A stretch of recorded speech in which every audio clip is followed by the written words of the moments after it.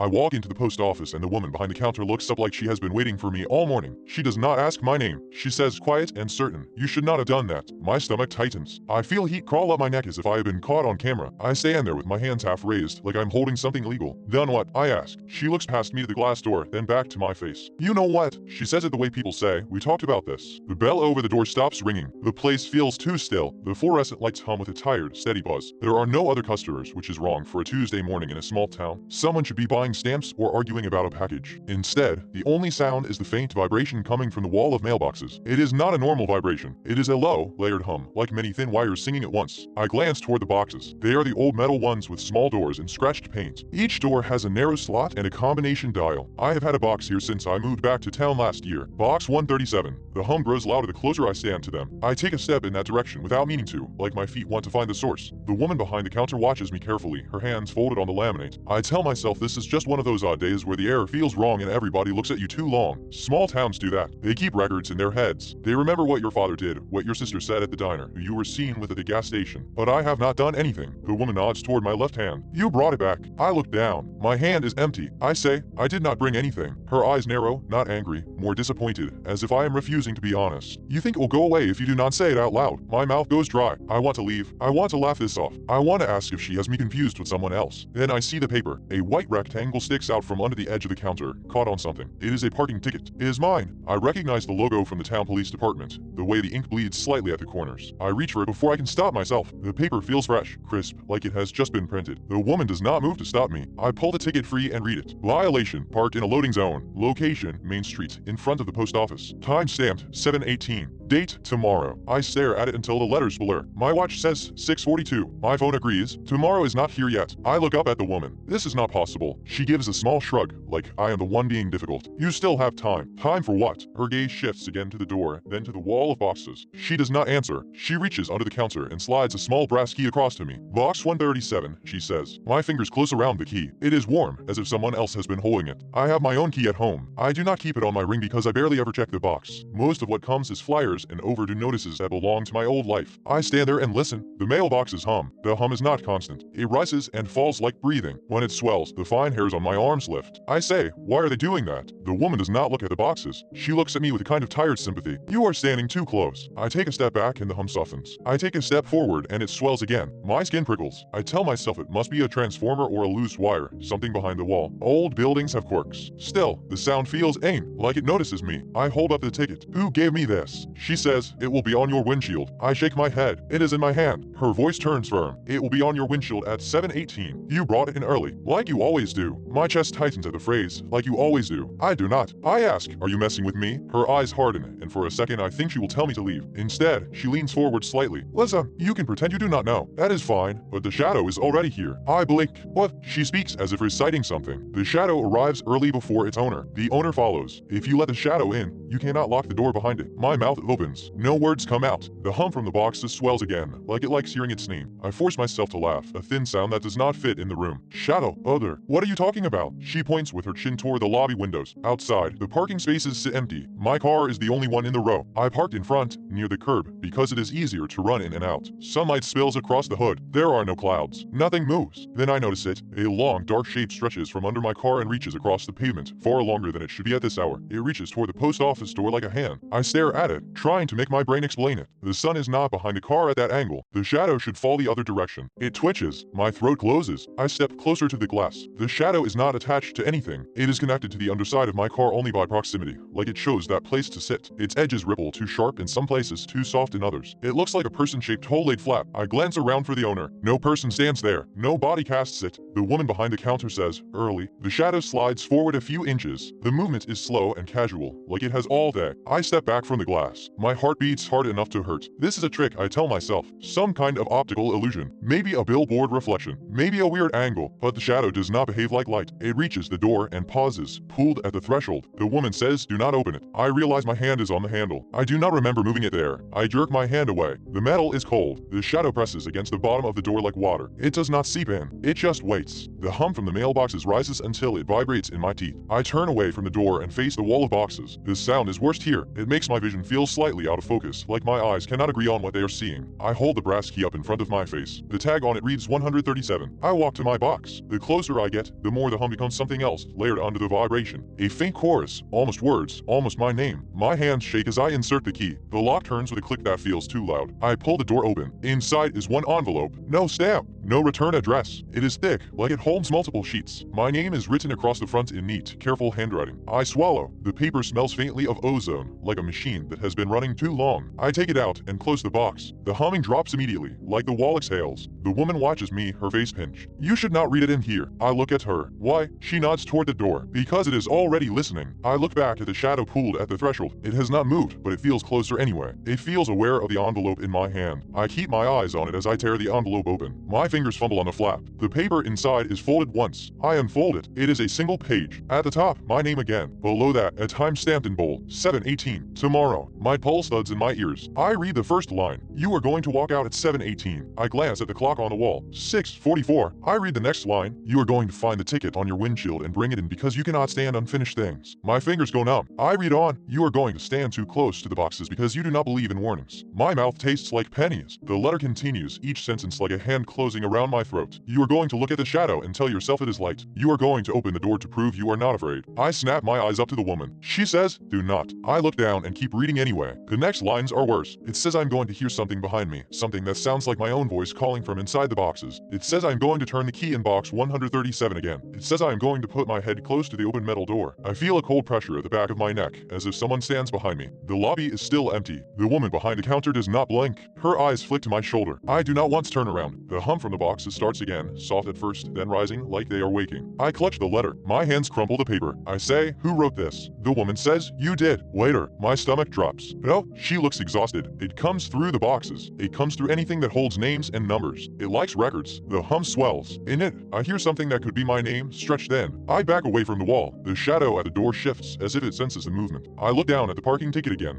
at the time that has not happened yet. The ink looks too dark, too fresh. I say, if I do not go out there at 7:18, then this is wrong. The woman nods slowly. Yes, hope flares, small and sharp. I say, so I just leave now. I go home. I do not come back tomorrow. She watches me like she is watching someone step toward thin ice. You can try.